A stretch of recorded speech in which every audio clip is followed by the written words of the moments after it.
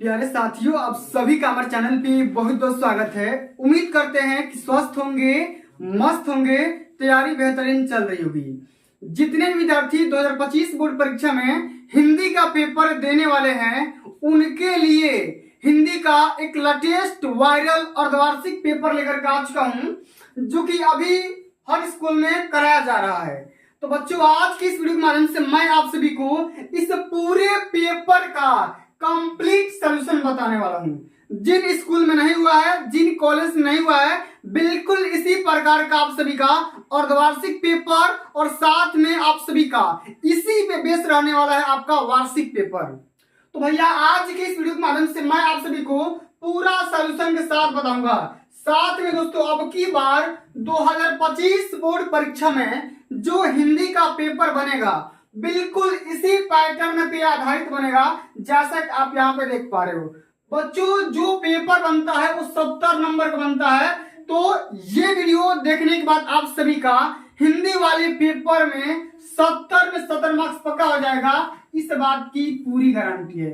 इस पूरे पेपर को सॉल्व करने के लिए आपके पास समय मिलेंगे 3 घंटा। 15 मिनट में तो पेपर को पढ़ना है, निर्देश को समझना है। ये क्लास 10 के बच्चों का हिंदी का अर्धवार्षिक पेपर, यानी कि हाफ ईयरली एग्जाम वाला ये पेपर है। ठीक है, तो यहाँ पे नॉर्मल निर्देश दिया गया है, मैंने आप सभी को कई बार बता रखा है। और बिना टाइम को वेस्ट किए सबसे पहले क्वेश्चन की तरफ बढ़ते हैं। हमारे यहाँ पर पहला क्वेश्चन पूछा गया है कि शुक्ल युग का नामकरण किस लेखक के नाम पर किया गया है। ठीक है ना, तमाम प्रकार के युग हैं, शुक्ल युग, शुक्लोत्तर युग, ठीक ना। तो ये जो क्वेश्चन है बताया जा रहा है कि भाई शुक्ल युग है, किसके नाम पर रखा गया है? जयशंकर प्रसाद, सूर्यकांत त्रिपाठी निराला जी, या आचार्य रामचंद्र शुक्ल, या पंत। ठीक है, तो बच्चों बात करेंगे शुक्ल युग के बारे में। तो शुक्ल युग जो है ये रखा गया है आचार्य रामचंद्र शुक्ल के नाम पर। ठीक है ना, इसका तीसरा ऑप्शन यहाँ पे बिल्कुल राइट आंसर हो जाएगा। सारे क्वेश्चन को तैयार करके जाने हैं, ठीक है, एक भी क्वेश्चन को छोड़ना नहीं है।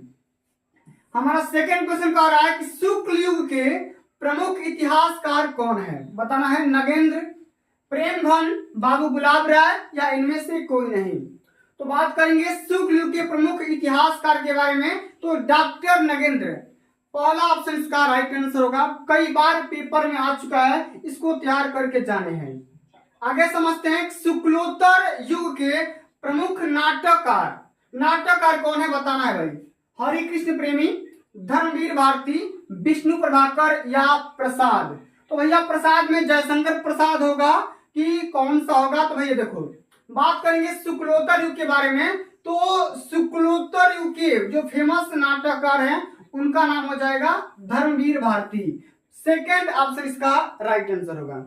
आगे देखते हैं कलम का सिपाही के लेखक कौन है, रचनाकार कौन है? गुलाब राय, अमृत राय, दिनकर, या सूर्यकांत त्रिपाठी निराला जी।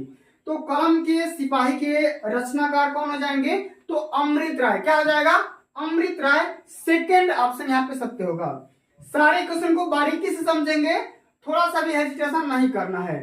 अगला हमारा पांचवा क्वेश्चन क्या है कि रस मीमांसा के राइटर कौन है, लेखक कौन है? प्रेमधन, प्रताप नारायण मिश्र, या आचार्य रामचंद्र शुक्ल, या गुलाब राय। तो बच्चों बात करेंगे रस मीमांसा के बारे में। तो रस मीमांसा के जो राइटर हैं, रचनाकार है, लेखक हैं, वो हो जाएंगे प्रताप नारायण मिश्र। सेकेंड ऑप्शन इसका राइट आंसर होगा। छठा क्वेश्चन क्या है कि आधुनिक मीरा किस कवित्री को कहा गया है? ठीक है ना, आधुनिक मीरा किसे कहा जाता है बताना है। महादेवी वर्मा, अनामिका, या कीर्ति चौधरी, या सुभद्रा कुमारी चौहान। तो बच्चों बात करेंगे आधुनिक मीरा। मीरा किसे बोला जाता है? महादेवी वर्मा। महादेवी वर्मा को आधुनिक मीरा के नाम से जाना जाता है, और ये क्या है? कवित्री। सातवां नंबर क्वेश्चन कह रहा है कि तार सप्तक काव्य संग्रह का प्रकाशन किस वर्ष किया गया था? ठीक है ना, तो सबसे जो पहला बात करेंगे तार सप्तक के बारे में, तो 1943 में, 1951 में, 1969, या 1979। तो तार सप्तक का जो प्रकाशन डेट था, वर्ष था, वो 1943। ठीक है ना, यहाँ पे पहला ऑप्शन बिल्कुल यहाँ पे राइट आंसर हो जाएगा। सारे क्वेश्चन को तैयार करके जाने हैं। आगे देखते हैं अगला हमारा क्वेश्चन क्या है कि भारतेंदु युग के कवि कौन है? प्रताप नारायण मिश्र, मैथिली शरण गुप्ता, ठीक ना, या पंत, या सूर्यकांत त्रिपाठी निराला। तो बच्चों बात करेंगे भारतेंदु युग के बारे में, तो इसका राइट आंसर होगा प्रताप नारायण मिश्र। क्या हो जाएगा? प्रताप नारायण मिश्र हो जाएगा। पहला ऑप्शन यहाँ पे राइट आंसर होगा। ठीक है ना, चलो आगे देख लेते हैं। अगला हमारा क्वेश्चन क्या है कि रीतिकाल के कवि कौन नहीं है? इसमें पूछा है इसमें से कौन सा ऐसा लेखक है जो कवि है जो कि रीतिकाल के नहीं है? जयशंकर प्रसाद, घनानंद, बिहारी लाल सतसई या बोधा। तो बोधा, बिहारी और घनानंद तीनों ये रीतिकाल के कवि हैं, लेकिन ये जयशंकर प्रसाद ये रीतिकाल के कवि नहीं है। ठीक है ना, तो पहला इसका राइट आंसर हो जाएगा। चलो भाई आगे देख लेते हैं। अगला हमारा क्वेश्चन क्या है कि सुजानहित और वियोग बेली के रचयिता कौन है? बोधा, घनानंद, पद्माकर या आलम। तो सुजानहित या वियोग बेली के रचयिता हो जाएंगे घनानंद। क्या हो जाएंगे? घनानंद, यानी कि सेकंड ऑप्शन इसका राइट आंसर होगा। ठीक है ना। वीर रस का अस्थायी भाव क्या होगा भाई बताओ? क्रोध, उत्साह, शोक या विस्मरण। तो वीर रस का अस्थायी भाव क्या होता है? उत्साह होता है। क्या हो जाएगा? सेकंड ऑप्शन यहाँ पे राइट आंसर हो जाएगा। ठीक है ना, चलो आगे देख लेते हैं। अगला हमारा क्वेश्चन क्या है कि रस के कितने अंग माने जाते हैं? रस, ठीक है ना, तो रस का अंग बताना है 1, 2, 3 या 4। तो रस के बारे में बात करेंगे तो रस के मेनली 4 अंग होते हैं। ठीक है ना, चौथा ऑप्शन इसका राइट आंसर होगा। अगला हमारा क्वेश्चन पूछा गया है ह्रास किस रस का अस्थाई भाव है? ह्रास मतलब बताना है, हास्य है, ठीक ना। बोल रहा है कि श्रृंगार, भयानक, शांत या हास्य। तो हास्य कहेंगे या हास्य कहेंगे तो हास्य रस का क्या हो जाएगा? अस्थाई भाव हो जाता है। अगला हमारा क्वेश्चन है कि अनाथ शब्द में कौन सा उपसर्ग है? हम सभी को पता होगा उपसर्ग मूल शब्दों के पहले लगा होता है, उसी को हम उपसर्ग बोलते हैं। अन होगा, अ होगा, अन्ना होगा, अनाथ होगा। तो यहाँ पे देखो नाथ ये मूल शब्द हो गया और मूल शब्द से पहले आ गया ये अ, तो हमारा अ क्या हो जाएगा? उपसर्ग हो जाएगा। ठीक है ना, सेकेंड ऑप्शन इसका भी राइट आंसर होगा। चलो आगे देख लेते हैं। अगला हमारा क्वेश्चन कि जो शब्दांश मतलब शब्द का टुकड़ा या छोटा रूप, ठीक है ना, जो शब्दांश किसी भी शब्द के पहले जुड़कर एक नया शब्द का निर्माण करते हैं, बनाते हैं, उसे क्या कहते हैं? तो जस्ट मैंने आपको क्या बताया, उपसर्ग बोलते हैं। इसे नाथ ये मूल शब्द है, अनाथ के पहले आ जाएगा। ठीक है, अब देखो ये शब्द बन गया अनाथ, जिसके कोई नहीं है, जिसके माता पिता नहीं है, उसको अनाथ बोलेंगे। अगला हमारा क्वेश्चन है कि प्रत्यय के कितने भेद होते हैं? कितने प्रकार के प्रत्यय होते हैं बताना है? 2, 3, 4, 5। तो प्रत्यय मेनली 2 प्रकार का होता है। ठीक ना, मेनली 2 प्रकार का होता है। पहला ऑप्शन इसका राइट आंसर होगा। ठीक है, आगे देखते हैं पढ़ाई में कौन सा प्रत्यय। अच्छा, प्रत्यय क्या होता है? तो मूल शब्द के पीछे, मूल शब्द होता है ना, मूल शब्द के पीछे लगा होता है, ये आपका क्या हो जाएगा? प्रत्यय हो जाएगा। ठीक है ना, तो पढ़ा आई होगा, ढाई होगा, ई होगा या आई होगा। तो पढ़ाई में क्या हो जाएगा? आई हो जाएगा। क्या हो जाएगा? आई, पर प्लस आई। ठीक है, तो हमारा पहला ऑप्शन यहाँ पे राइट आंसर हो जाएगा। अब आगे देख लेते हैं कि एच प्रत्याहार के अंतर्गत कौन सा वर्ण नहीं आता है? ए, आई, ओ ये तो आते हैं, लेकिन यहाँ पे ह जो शब्द दिया है ये नहीं आता है, यही इसका राइट आंसर होगा। अब अगला हमारा क्वेश्चन इंपोर्टेंट क्वेश्चन है, कई बार पेपर में आ चुका है, स्वागतम या स्वागत। स्वागत में का संधि विच्छेद बताना है कि स्वागत का संधि विच्छेद क्या होगा? तो क्या होगा? स्व प्लस आगत, सु प्लस आगत, स्वा प्लस गत या स्वाग प्लस त। तो क्या हो जाएगा मेरे भाई? स्वागत का संधि विच्छेद क्या होगा? सु प्लस आगत हो जाएगा। सेकेंड ऑप्शन राइट आंसर होगा। ठीक है, चलो आगे देख लेते हैं। यद्यपि में कौन सी संधि है बताना है? यद्यपि, यदि प्लस अपि, ठीक है ना, यदि प्लस अपि, इसमें से कौन सा संधि बताना है? वृद्धि संधि, यण संधि, दीर्घ संधि या मूल संधि। इसमें हो जाएगा यण संधि। क्या होगा? यण संधि हो जाएगा। सेकेंड ऑप्शन यहाँ पे राइट आंसर हो जाएगा। तो साथियों हम सभी ने जो आपका खंड क आता है उसका सॉल्यूशन बढ़िया से कर लिए। अब हम आगे बढ़ जाते हैं खंड ब, जो कि वर्णनात्मक प्रश्न पूछे जाते हैं, और ये जो सेक्शन है 50 नंबर का पेपर में पूछा जाता है। तो पेपर का पैटर्न भी समझ लेते हैं और पेपर का लेवल भी देख लेते हैं कि किस किस चैप्टर से कौन कौन सा टॉपिक टच किया है। अगला हमारा क्वेश्चन कह रहा है कि निम्नलिखित गद्यांशों में से किसी एक के नीचे दिए गए प्रश्न का आंसर दीजिए।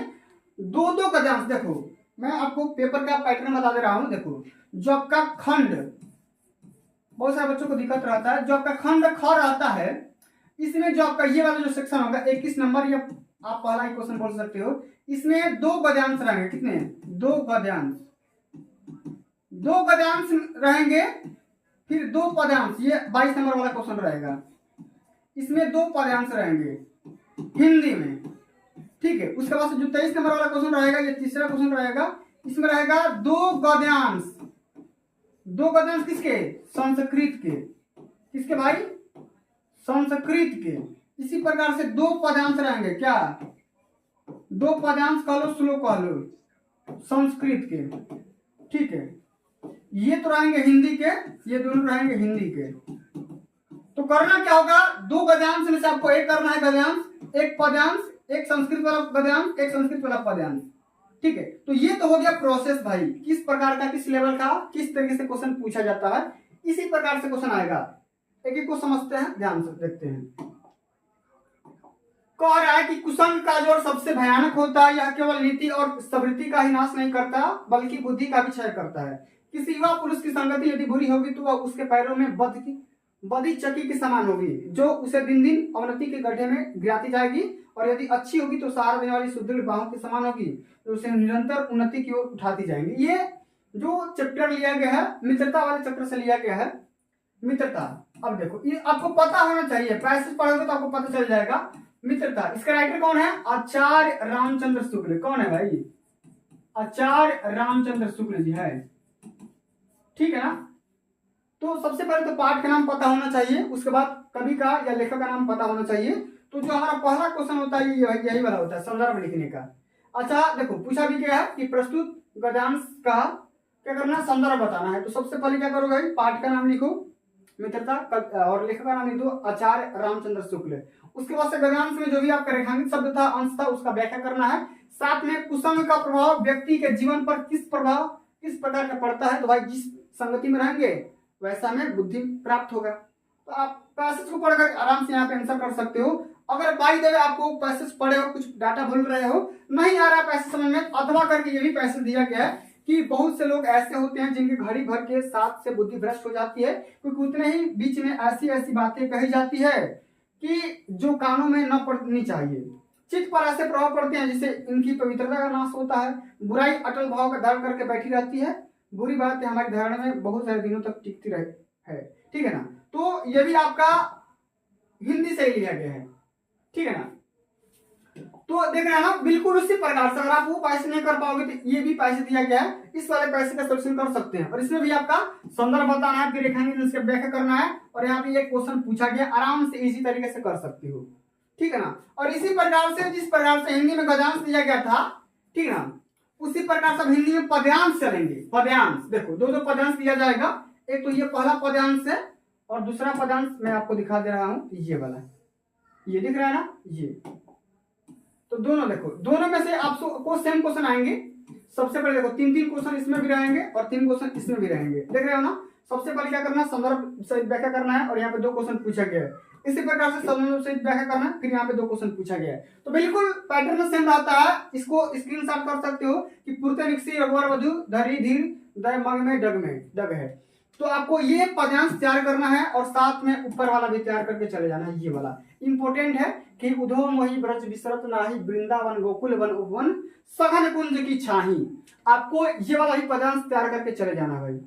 तो दोनों पद्यांश इंपॉर्टेंट है, पेपर में हर साल पूछे जाते हैं, इस बार भी तो आएंगे ही।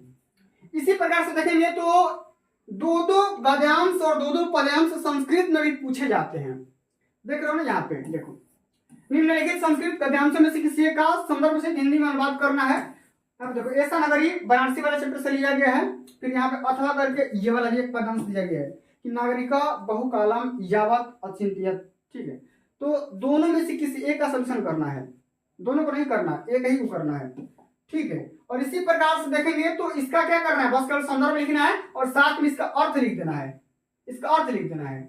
इसी प्रकार से देखो ये वाला जो 24 नंबर क्वेश्चन दिया गया है, देखो दिख रहे हैं ना, संस्कृत में पदांश दिया गया है और दो पदांश दिया जाएगा, एक तो ये दिया जाएगा और ये। अब दोनों को क्या करना है, संदर्भ लिखना है, साथ में इसका अर्थ लिख देना है, बस काम खत्म। ठीक है, मतलब सिंपल सब पेपर आता है भाई। उसी प्रकार से देखेंगे तो कवि का लेखक जीवन परिचय और लेखक का जीवन परिचय पूछे जाते हैं 5-5 नंबर का। तो आपको याद करना है आचार्य रामचंद्र शुक्ल का, जयशंकर प्रसाद का, राजेंद्र प्रसाद का। ये तो हो गया लेखक का जीवन परिचय, ठीक है ना। उसके बाद से सूरदास का, तुलसीदास का, ये रसकान का।